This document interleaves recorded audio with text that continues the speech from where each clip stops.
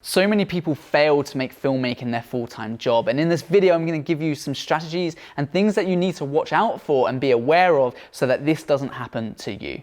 Now, unfortunately, it is fair to say that just like every other business in the world, even though filmmaking is really good fun and most people start out as a hobby, the reality is it's hard work, and that's why most people give up.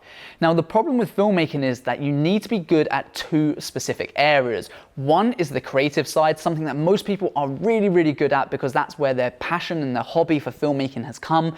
They've picked up a camera, they've gone out to film their friends, and they started to build a really nice portfolio and build a real love for filmmaking. And that's awesome to see, but that's only going to take you so far. You also need to really be good at the business side of filmmaking or entrepreneurship, because you need to understand how businesses work and actually how you can then start to sell your services. Sure, some people wing it and they kind of get a bit lucky with this, but I see a lot of very talented people who don't understand the business side of filmmaking, and as a result, they're making money, but they could be making hundreds of thousands of pounds if they applied this business acumen as well. And the reason that this is important, because unlike you, a lot of business owners and marketing managers aren't actually very creative people. Now, the problem with that is you might have a very good creative vision and you might be able to create really amazing looking stuff, but if I can't understand how that's going to benefit my business and you can't relay that to me in terms of telling me how I'm going to make more sales as a result of buying your product or service, then I'm just not going to go with you. And that's where a lot of filmmakers fall short, is their inability to be able to connect with premium brands, with other businesses, business owners who aren't creative minded. And as a result, they might have the best work in the world, they might have the best cameras, but they're still not able to maximize their profits.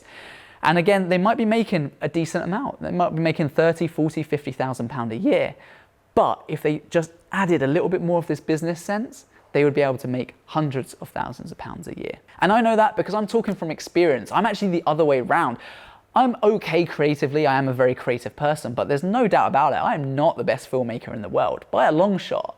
But I understand what businesses want. I understand how I can help businesses, and I can take a business, I can look at where they're currently at, I can look at what goals they're trying to achieve, and then I can try and provide the best solution that inevitably uses my services and able to get them to where they want to be. So if this company wants to increase their sales by 10% over a period of a year, I know that with the help of my videos, I can create an engaging video that connects with their audience, that goes out on all of their social media channels along with some advertising campaigns in order to take a person who's never heard of the business before and convert them into their next best customer. And as a result, they will make more sales from my video.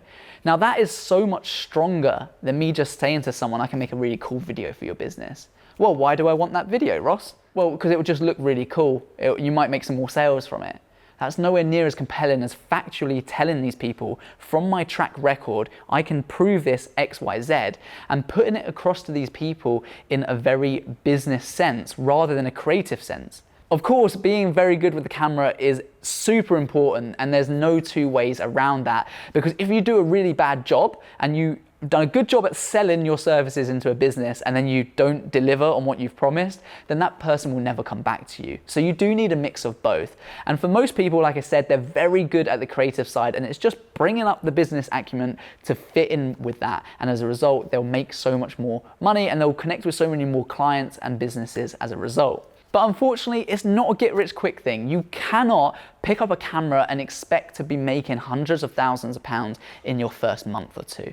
It takes time. There's a lot of ways that you can fast forward this, and that's obviously learning from people like myself on YouTube. We also have an academy where we train filmmakers on the business side of filmmaking, as well as helping them out with the creative side too. And we have a free training available right now. So if that is of interest to you and you want to know how to develop your business skills so that you can make more sales, create a predictable and consistent cash flow for your business, because if you don't have that, ultimately it's really hard to grow a business if you don't know how much money you've got coming in every month, and that's how most filmmakers unfortunately live.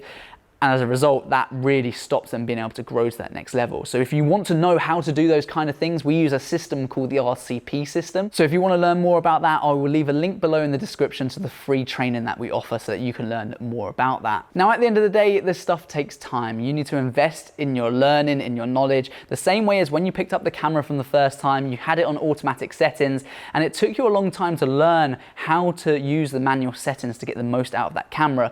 Kind of felt like you were going backwards a little bit. Every time you try and use a different function on your camera, somehow your work instantly looks worse than it did beforehand. But you know that if you persist, your results will be much better in the long term. And that's the same with business.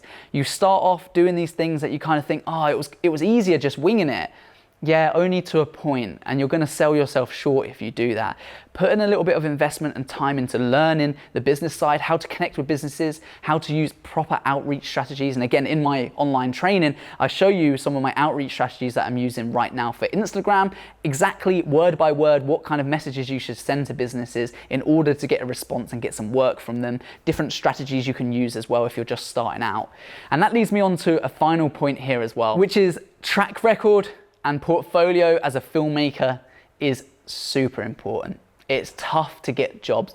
And we find this now. We've got a 6-figure business and still we're pitching to major global brands and find ourselves thinking, we don't have the right bit of work to show them. We've got lots of work in our portfolio from world-renowned brands, but actually sometimes we go to pitch for a job and we think we don't have that right bit of content that would just be perfect for this, even though we know we can do it. And that's why portfolio and track record is everything. Your track record proves that you can do the job time and time again, and that justifies how much you're charging. Whereas if you're just starting out, you can't charge £1,000 a day because your track record says that you have no experience in doing this. So you need to build up case studies. Client testimonials are a great idea as well, but also portfolio. And I would say right now in the current world, have a diverse portfolio, especially if you're just starting out, because you don't want to put all of your eggs into one basket. You need to find out what you're good at the moment, and that's going to take a little bit of time in itself. So start broad, offer business overview videos, go to film for a variety of businesses, film some products, create your home studio setup, all of those things, but get a solid portfolio and then start to build that business acumen. And as a result, you'll have so much more success than most filmmakers. If you found this video useful, then make sure you smash that subscribe button. Leave a comment below to what you thought. Did any of this resonate with you? And what kind of content would you like to see on this channel? I reply to absolutely everyone, so leave a comment. Let me know what kind of video ideas you want to see or what things that you need help with right now, and I'll endeavor to get that done for you guys. I've made it my mission to give more away for free than most people would have you pay for. So if you want to be a part of that community, hit the subscribe button with the notification bell turned on. That way you'll be updated every time we release a new video. And make sure you avoid these common mistakes that most filmmakers make. And as a result, if you're patient and stick with it, you will be in a much better position in the long term than you will be just by trying to do it short and sharp and cutting corners. Make sure you check out that free training, link in the description below. Until the next time, peace.